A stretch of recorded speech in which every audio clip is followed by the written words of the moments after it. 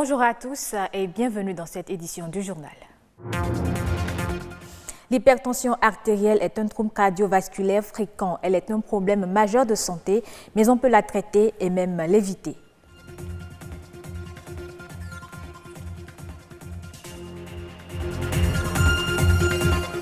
Plusieurs étapes peuvent être à la base de la sécheresse buccale, mais quand elle est permanente, elle peut être le signe d'un problème de santé. Un chirurgien dentiste nous donne plus de précision.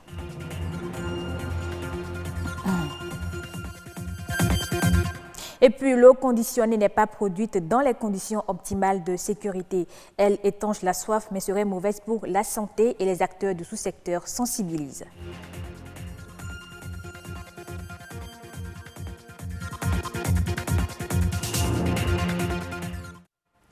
L'hypertension artérielle est une pathologie qui se manifeste par une forte pression de sang sur la paroi des artères. Elle implique des troubles cardiaques et vasculaires. De nos jours, elle sévit et fait passer plusieurs personnes de vie à trépas. Même si plusieurs comportements à risque font partie du quotidien des hommes, la maladie peut être évitée et traitée. Plus de précisions dans ce reportage de Baudelaire Cantilé et Louis Koudobo. L'hypertension artérielle est une maladie silencieuse et dangereuse. Une personne adulte sur 3 en souffre dans le monde, selon l'Organisation mondiale de la santé.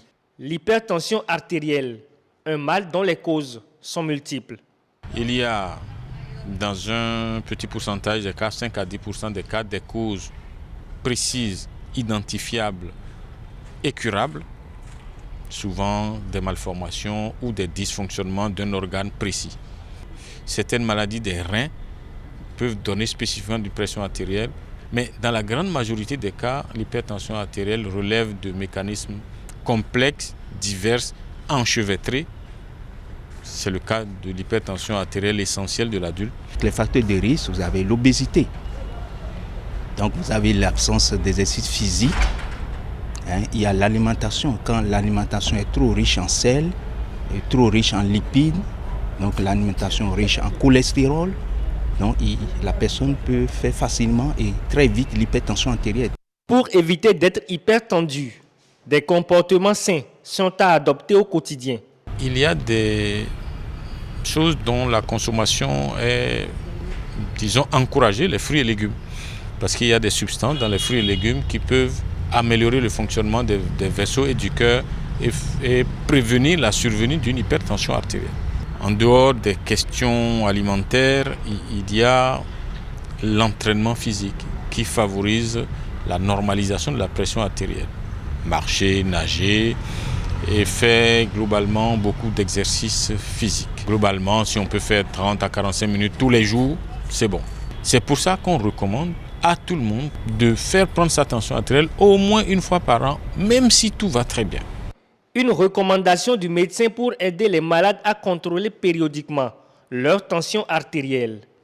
Un geste simple a multiples bénéfices. Si et seulement si chaque individu respecte les traitements non médicamenteux.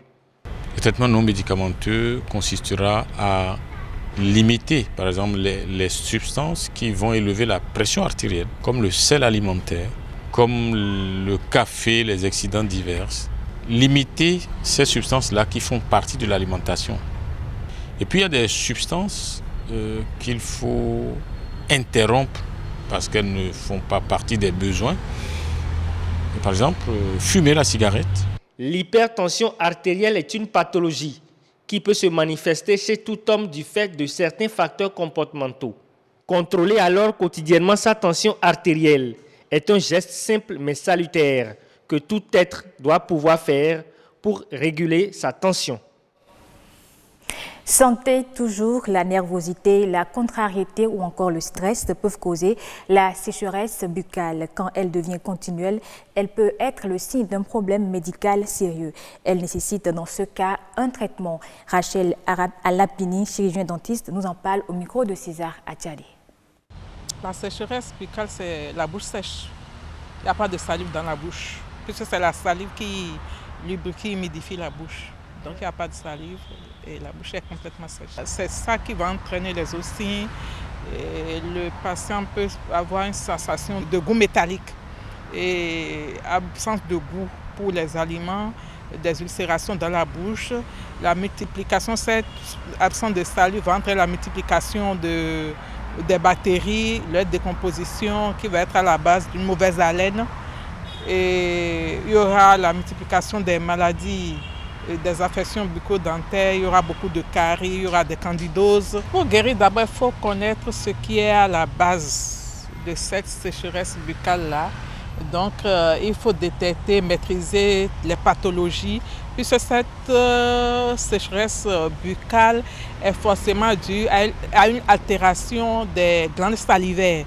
Ce sont ces glandes salivaires qui produisent la salive. Donc, s'il n'y a plus de salive, c'est qu'il y a un dysfonctionnement des glandes dû à une pathologie des glandes même ou à une autre pathologie qui affecte, ou un autre comportement qui affecte ces glandes salivaires-là. Par exemple, il y a des traitements tels que la radiothérapie, la chimiothérapie, la prise de certains médicaments qui entravent le fonctionnement des glandes salivaires. Donc, à chaque spécialiste à son niveau peut déjà trouver une solution. Donc, il faut traiter la pathologie. Peut-être en attendant de faire tout ça, le spécialiste peut prescrire des produits pour humidifier la bouche en attendant. L'eau conditionnée en sachet n'est pas toujours propre à la consommation. Les conditions de production laissent parfois à désirer et les études révèlent qu'une importante partie de ces eaux conditionnées contient des germes qui pourraient occasionner des maladies hydriques. Pour donc éviter ces cas de maladies, les acteurs de ce sous-secteur sensibilisent. Gloria Oné. Les statistiques au plan national indiquent qu'environ 35 à 40% des eaux en sachet qui circulent dans nos villes ne sont pas de bonne qualité. La plupart des structures privées de traitement de l'eau conditionnée ne disposent pas d'accessoires ni d'appareils requis pour une production répondant aux normes sanitaires en la matière. Les eaux conditionnées en sachet seraient l'une des sources des maladies hydriques liées au manque d'hygiène qui caractérise le processus et l'état du matériel de production. Laboratoire vraiment accrédité dans les normes qui se chargera de faire le contrôle de la qualité de l'eau mise à la disposition des populations. Il existe des tests de loi qui permettent à un producteur qui veut s'installer pour produire de l'eau, il a des tests auxquels il doit se conformer. On a remarqué que ces producteurs s'installent anarchiquement, d'autres font l'effort de se conformer, d'autres s'installent clandestinement et c'est le cas de la majorité. Les zones marécageuses, généralement insalubres, sont les endroits où ces usines artisanales de fabrication de l'eau conditionnée en sachet sont installées. Il est estimé qu'entre Cotonou, Porto-Novo et Abomey-Calavi, qu'on peut avoir jusqu'à 1000 producteurs. 1000 producteurs, mais la majorité produit dans des conditions ou dans des lieux où ils ne souhaitent jamais qu'on ait assez et l'eau apparaît seulement de quelque part, vous le voyez en circulation. Pour réglementer le secteur, le ministère de la Santé a pris certaines dispositions qui peinent à être mises en application. Malheureusement, à la date d'aujourd'hui, le décret qui nous permet de leur donner une autorisation de faire le suivi n'est pas encore signé. C'est dans le circuit administratif. Dans la mise en œuvre de ces outils, nous avons remarqué qu'il y a des goulots d'étranglement, que nous avons décidé alors qu'il serait bon qu'on allège la tâche afin que celui qui veut prendre les dispositions pour de bonne qualité puisse le faire et n'ait pas cette difficulté. Il apparaît alors que les conditions de production des eaux conditionnées en sachet sont décriées. Les acteurs du domaine y travaillent d'ailleurs en vue d'améliorer la qualité de l'eau destinée à la consommation. Au Nigeria, un nouvel accord a été signé dans le cadre d'un partenariat public-privé visant à accroître les exportations du pétrole grâce à une optimisation des voies commerciales maritimes du pays. Ce projet vise à améliorer la connectivité commerciale du Nigeria grâce à une meilleure exploitation de ses voies navigables. Ceci devrait passer par des investissements accrus dans les infrastructures afin de profiter du potentiel qu'offre le marché interne, sous-régional et international tout en accélérant l'intégration économique et en réduisant les coûts logistiques.